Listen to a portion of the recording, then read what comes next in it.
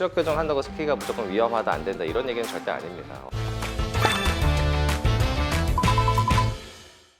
원장님, 이제 조금 있으면은 스키장을 많이 가는 시즌이잖아요. 라식이나 라섹 수술을 받고 나서 스키장에 가서 뭐 노는 거는 문제가 전혀 없을까요? 겨울방학 때 시력 교정을 많이 하시기 때문에 꼭 요 시기 되면 받는 질문이긴 합니다.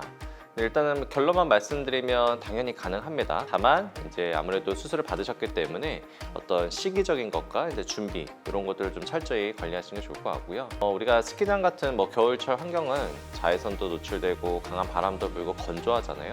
그래서 이제 특히 수술을 고려하시는 분들은 좀 주의사항들을 잘 지키시면 충분히 안전하게 스키장을 가실 수 있습니다. 겨울철은 눈에 어떤 영향을 주는 걸까요? 일단 겨울 하면은 뭐 춥죠. 찬바람도 불고 그다음에 자외선도 강하고. 그래서 일단 당연히 눈이 건조할 수밖에 없습니다. 근데 이렇게 건조증이 반복되다 보면 당연히 각막에 상처도 생길 수 있고 우리 시력에도 영향을 줄 수가 있는데요. 건조증이 계속 내버려 두면은 뭐 이물감, 통증, 시력자 같은 증상들까지도 연결될 수 있기 때문에 겨울철에는 아무래도 눈을 많이 건조하게 할 수 있는 환경이고요. 그래서 특히 겨울철에 뭐 시력 교정이나 이런 것들을 고민하고 있는 분들은 이 시기에 맞는 관리법이나 주의사항들을 잘 숙지하고 대비하는 것이 중요할 것 같습니다. 스키장 환경은 어떤 점이 위험한가요? 우선은 바람이 많이 부는 건조한 환경이 있는데 제일 중요한 거는 자외선이라고 생각이 돼요. 우리가 일반적으로 이제 눈에서 받는 자외선도 있지만 스키장을 가면 온 세상이 하얗잖아요. 그러면 이제 이 자외선이 반사가 많이 됩니다. 반사가 돼서 눈에 더 들어오기 때문에 평소보다 한 3배에서 5배 이상의 자외선이 눈에 들어올 수 있다고 생각하시면 좋을 것 같고 당연히 말씀드린 것처럼 건조한 바람이나 이런 것들 눈이 당연히 건조해질 수 있고요. 광각막염, 설맹증이라고도 하는데 이 자외선의 노출이 너무 눈에 많이 되면은 각막에 상처가 생기거나 염증이 생기거나 최악의 상황에서는 시력까지도 조금 손실을 보는 안 좋은 병이 또 생길 수도 있어요. 그래서 이런 스키장 같은 자외선이나 찬바람이 많이 노출되는 환경에서는 그에 대한 대비를 좀 철저히 해야 되고요. 스키라는 스포츠가 물론 잘 타면 잘 타지만 예측할 수 없는 운동이기도 하잖아요. 어디서 내가 다칠지 어디서 부딪힐지 모르기 때문에 어떤 외상에 대한 주의도 분명히 필요할 것 같습니다. 라식이나 라섹 수술 후에 언제쯤에 스키장을 가는 게 좋을까요?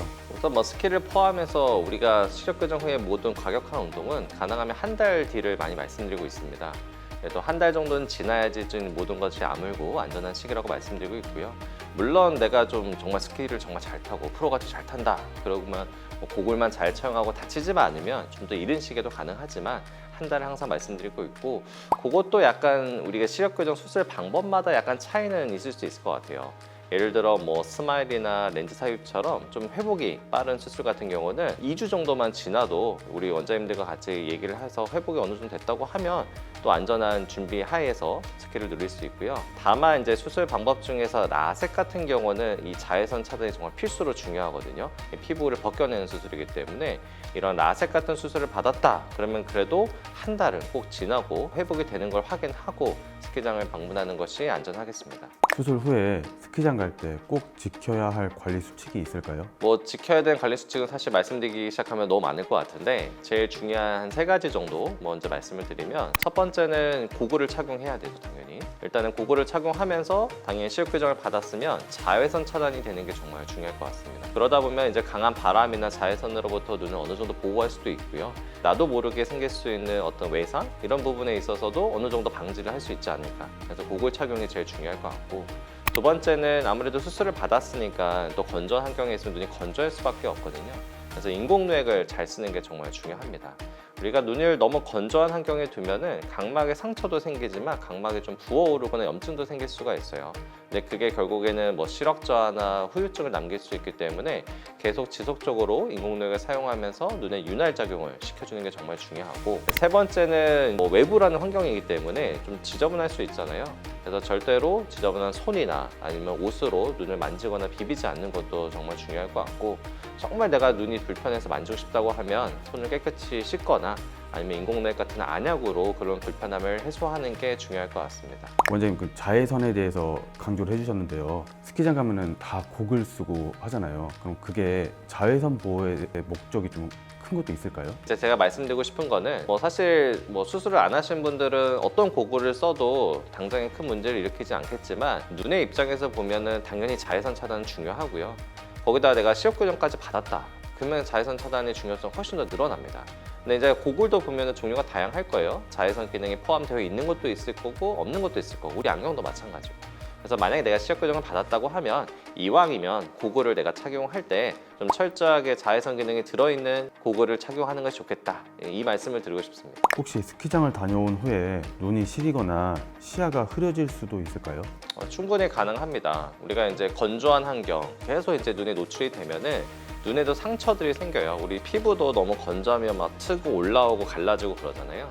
각막도 피부기 때문에 너무 노출이 오래되면 각막에 작은 상처들, 우리가 각막 미란이라고 하는데, 이런 상처들이 계속 생깁니다. 그러면은 예를 들어 창문에 기스 나면 좀 뿌옇게 보이고, 또 우리 자동차 유리창에 스키가 차면 또 뿌옇게 보이잖아요. 이렇게 뿌옇게 되는 형상들이 계속 생길 수 있고요. 정말 더 심해진다고 하면 각막 염증, 각막염이라는 게 또 생길 수가 있고, 그러다 보면 또 이제 시력에 또 영향을 줄 수가 있는데, 만약에 내가 좀 뿌옇게 보이는 증상이 있다, 근데 이거를 인공노역을 썼는데도 해결이 안 되고 계속 며칠씩 지속이 된다, 그러면은 그거는 다른 문제가 또 생겼다는 증거이기 때문에, 그럴 때는 바로 안과에 가서 눈 상태를 확인하는 것이 안전합니다. 수술 전후에 스키장 여행을 계획 중이신 분들께 뭐 추천할 수 있는 팁이 있을까요?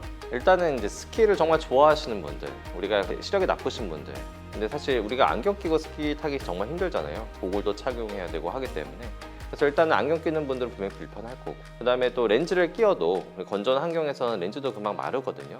그래서 스키를 정말 좋아하시는 분들은 내가 정말 좋아하는 스포츠가 있다면 차라리 그냥 시력 교정 수술을 이른 시기에 좀 빨리 받고 편하게 스포츠 활동을 즐기는 것도 중요하고요. 저 같은 경우도 이제 저도 수술을 받았지만 예전에는 이제 안경 쓰고 막 다닐 때는 스키장만 가면 렌즈를 꼈는데, 이 렌즈를 껴보면 알거든요. 이게 스키장 가면은 한 2~3시간만 지나도 이게 건조해져요. 마르는 느낌이 막 들기 시작하면 더 뿌얘지고 막 오히려 스키 타는데 불편하거든요.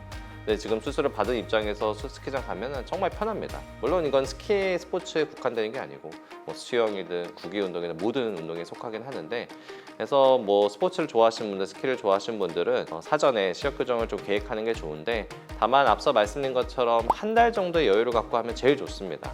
그러면 충분히 회복이 된 다음에 안전하게 즐길 수 있고요. 다만 그 시간적으로 좀 촉박하다고 하면 좀 회복이 빠른 수술, 뭐 스마일 같은 수술을 받으면 그래도 어느 정도 1~2주만 지나도 우리 원장님들과 상의한 후에 빠른 시기에 또 스키를 좀 즐길 수 있으니까, 스키를 너무 좋아하시는 분들은 수술을 항상 한번 생각해 보시는 게 좋을 것 같고요. 뭐 다른 또 몇 가지 드린다고 하면은, 우리가 뭐 안약 중에서도 좀 농도가 높은 안약들이 있어요. 좀 농도가 높은 안약들을 좀 스키장 시즌에는 사용한다든지, 아니면 이제 안약, 그냥 인공노획 말고 이 눈물 구성을 좀 촉진시키는 다른 성분의 안약들이 있습니다. 그런 안약들을 쓰는 것도 방법일 거고요. 당연히 이제 자외선 차단은 중요하고, 그리고 만약에 내가 한 뭐 2~3일, 한 며칠을 좀 스키장에서 생활하면서 즐기고 싶다 하면은 아마 하루를 스키를 타도 눈은 건조해지고 잔 상처는 생겨 있을 거예요. 그럴 때는 눈을 좀 빨리 회복시켜주는 연고들도 있습니다. 안연고들이 있기 때문에 그 안연고들을 활용하는 방법도 좀 더 눈을 편하게 스키장에서 좀 즐겁게 생활할 수 있는 하나의 팁이 되지 않을까 생각이 듭니다. 네, 오늘 말씀드린 내용 중에 좀 조심해야 될 거, 주의해야 될 거, 좀 안 좋은 얘기들도 많이 했는데, 시력 교정 한다고 스키가 무조건 위험하다, 안 된다, 이런 얘기는 절대 아닙니다. 얼마든지 안전하게 스포츠 즐기실 수 있고요. 다만 이제 말씀드리고 싶은 거는, 내가 그래도 수술을 받았으면 안전하게 회복시키는 게 중요하잖아요. 스포츠, 어떤 스포츠든 뭐 스키를 포함해서 내가 좋아하는 운동들이 있다면 안전하게는 한 달 정도의 시간적 여유를 두고 수술 시기를 고민해 보는 거 좋을 것 같고요. 그리고 내가 스포츠를 정말 좋아한다고 하면은 우리 수술해 주신 원장님과 얘기를 하면서 뭐 수술 방법이든 뭐 시기든 이런 것들도 얼마든지 조율하면서 갈 수가 있습니다. 그래서 궁금한 게 있으면 뭐 병원에 오셔서 원장님들과 의논한 다음에 자세한 스케줄을 잡는 것도 하나의 팁일 것 같습니다. 오늘의 정보도 도움이 되셨으면 구독, 좋아요 부탁드립니다. 감사합니다.